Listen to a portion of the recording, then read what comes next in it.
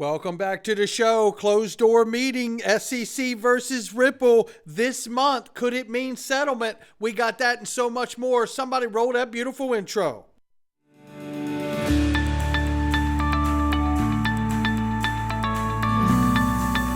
Digital Perspectives with Brad Kimes. Come on in.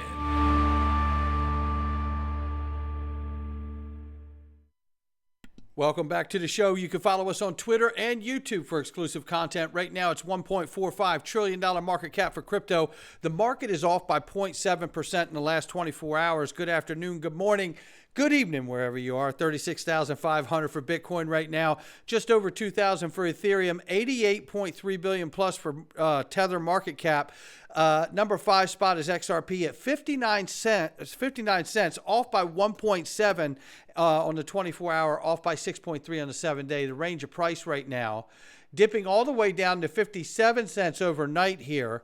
Peaked at 60 cents, almost 61 cents, but we're watching it close. But let me tell you, the market has a lot of news that coming in the last 24 hours. We know that CZ has resigned and stepped down as the CEO, founder of Binance. We know that Binance is going to be fined $4.3 billion.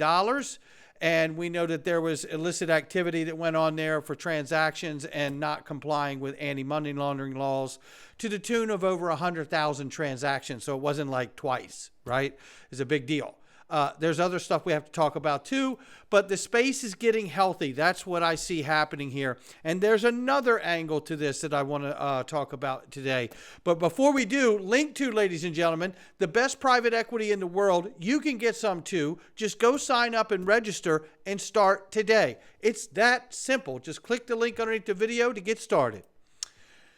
BBVA, this was news that we talked about just a day or two ago. We know BBVA has been connected with Ripple for quite some time, but Switzerland strengthens the digital asset services with Ripple and Medico partnership, and we reported that. But I wanted to just give everybody a size of it, right? So BBVA is Spain's second largest banking group. Shout out to Chad Steingraber for this. Follow him. With a large international presence through independently funded subsidiaries. Total assets, 713 billion plus as of 22, and total equity is 50.6 billion plus. These are euros, I believe here. So now a digital asset enabled bank, second largest in Spain. How about that one? Yeah, so just wanted to add those facts in for everybody. And we saw this jump off here with OpenAI rehiring Sam Altman as CEO this morning, in fact. And over the last few days, he was ousted by the board. We don't know the exact reasons why, or at least I haven't been able to find them. And then there was a huge threat of mutiny inside the company that if you don't bring him back, they're all going to basically leave and go over to Microsoft, where he was quickly welcomed over there. And since that has happened, essentially, the voices have been heard inside of OpenAI, and Sam Altman is poised to make a comeback as the CEO. He will be bringing some new people with him. I think AI is going to be absolutely a massive impact on the world as far as a new technology, and it will probably be felt very quickly in 5 years' time, where normally it would take 10 years for other tech.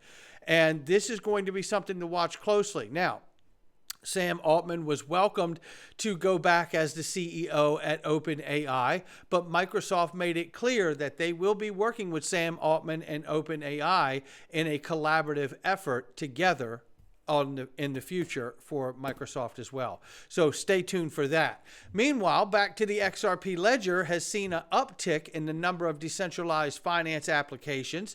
Joining the growing list of apps is Credify Finance, an EU-based DeFi application that connects crypto lenders to companies in the region. We'll keep you tuned to more information. SEC's Hester Peirce, not Senator, but SEC's Hester Peirce, who has obviously been very vocal about speaking out against Gary Gensler's regulatory approach, which is regulation by enforcement. And here she basically says the same thing and reinforces that there's got to be another way to handle this and be more effective here. Let's listen to this quick clip here. Mentioned that Congress doing something would be quite helpful here. Of course, we have seen some moves in that regard. The Financial Services Committee in the House did pass some market structure legislation this summer that has yet to proceed forward. I wonder what your thought is on that kind of legislation, the delineation it makes between the authorities of your agency, the SEC, and the CFTC, or whether there should be changes to that. Look, I think Congress is the right body to be making these kinds of decisions. It's ultimately they who are directly accountable to the American people, and so they're the right ones to decide. I think that there are ways that we could work together with the CFTC. We do it all the time in other areas, and I think we can do it in this area as well. But ultimately, it's up to Congress to decide which pieces need to go where. And doing that is not easy, because crypto is not just financial. It could have a lot of implications for different areas of our lives as well. And so they're undertaking a big job in trying to draft this legislation. Well, look, this is really where it comes to, right? Congress needs to step in and get the legislation done. That's where we're at here. And look, I want to point, I said there was more to the story when it comes to Binance, and I'm going to share it now. U.S. lawmakers red flag Tether's parent firm for business with federal officials. And this is citing business Ifinex, right? It says here Wednesday, November 8th, just a couple weeks ago, U.S. legislators presented a bill that prohibits federal government officials from engaging in business with Ifinex, the parent company of USD Tether stablecoin issuer. And it says here the development comes as the U.S. government announces a crackdown against Chinese blockchain firms. So, you know, the larger part of what's going on here, to me, is not just about Binance, right? We even saw Bittrex unwinding their business because it was easier to unwind the business than to fall into compliance, essentially, is what it looks like to me. Now, what I'm suggesting here is what we're really seeing here is Binance, the largest exchange for crypto in the world, right, now being reined in, right? And now know this. Tether has a 85 billion plus market cap. This looks a lot like, to me, and I've been showing you the video of Senator Lummis saying we've got to stop that Tether and that Binance. And I've been saying for a couple years that Tether is in question. And this looks like, to me, is a way to go at suffocating the liquidity that Tether currently has. They're starting to cut the legs out from underneath of Tether. This is what it looks like to me.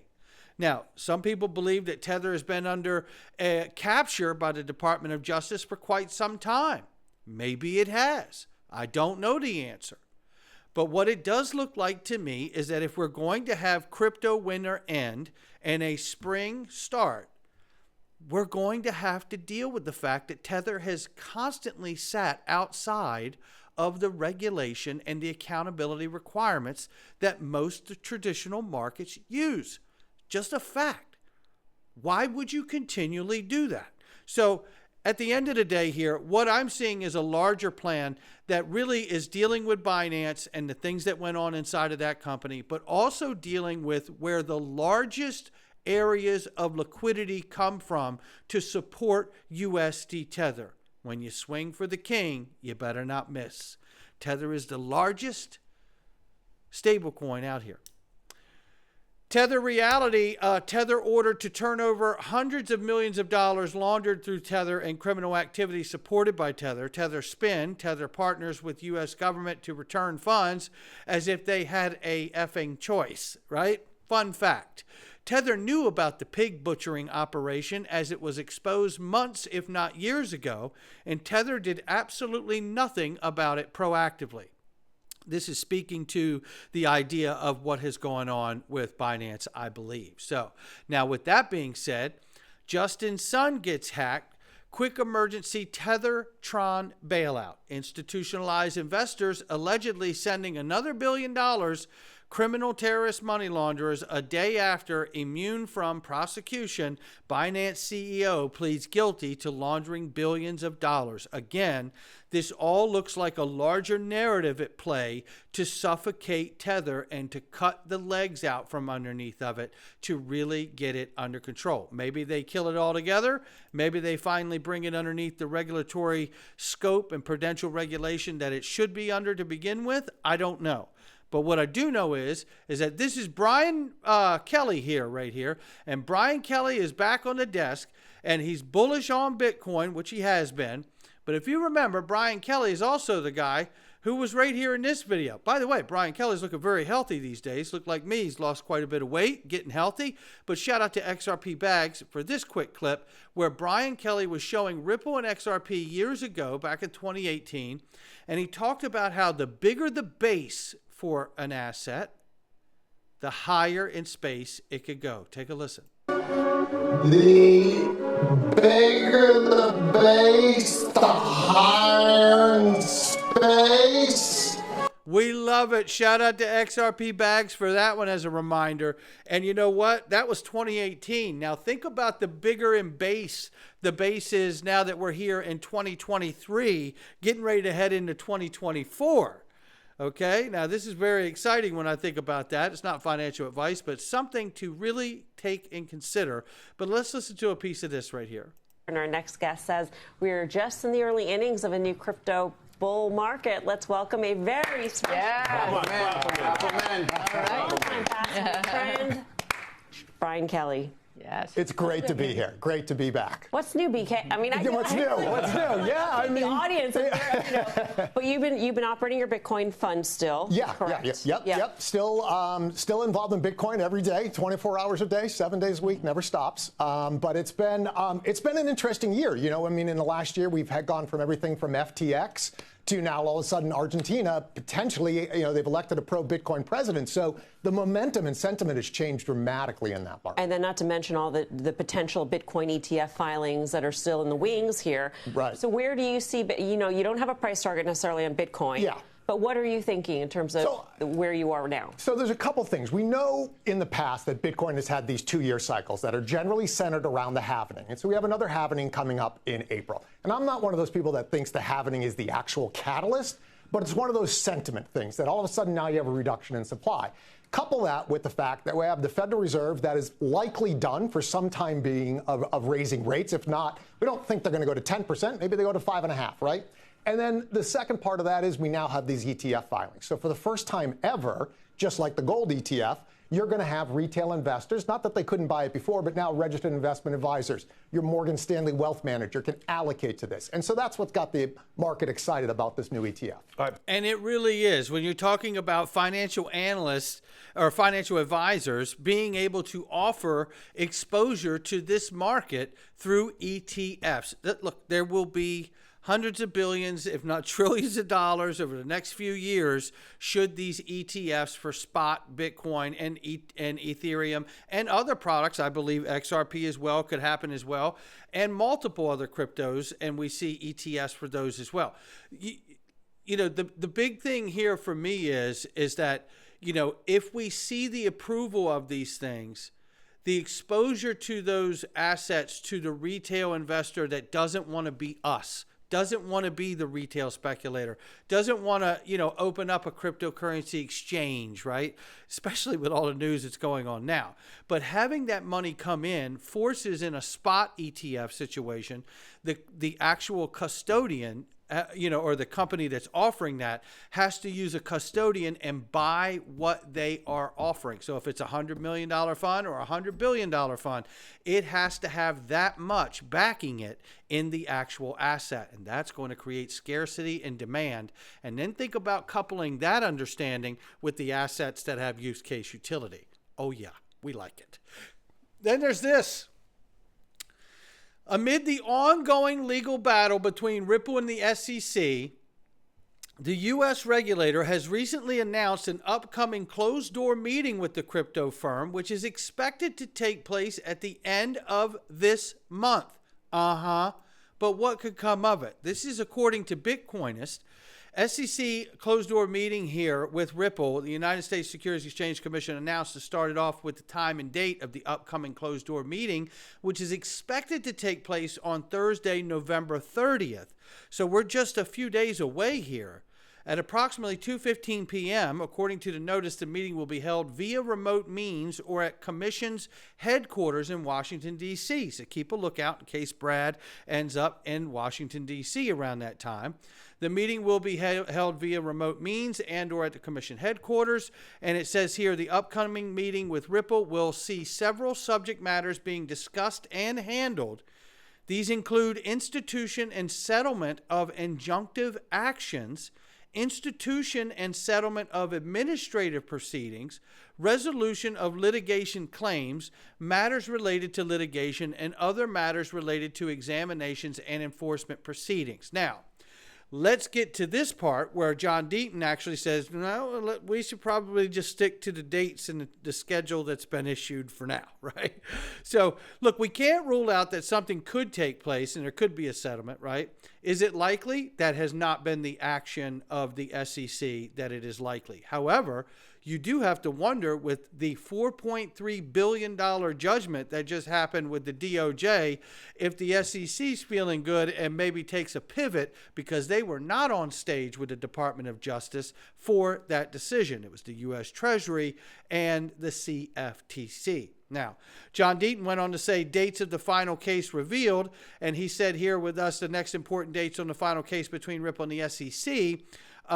Here he says they include February 12th, 2024, in which both parties are expected to conclude all remedies related to discovery. So if no settlement or something comes out of that November 30th meeting, and then from there you would move forward with the SEC, it says compliant with authorized submitted brief concerning remedies by March 13th, 2024. Meanwhile, Ripple and the defendant would have until April 12th, 2024 to submit its opposition to the SEC's brief. Lastly, the plaintiff must submit its response to the defendant's opposition by April 29th, 2024. So that is where we are if there's no settlement after November 30th. So all of these dates are important to watch and pay attention to, so it was great that we get an update on that. And before we go, let's get an update on what's going on with price, currently falling like a manhole cover from the sky.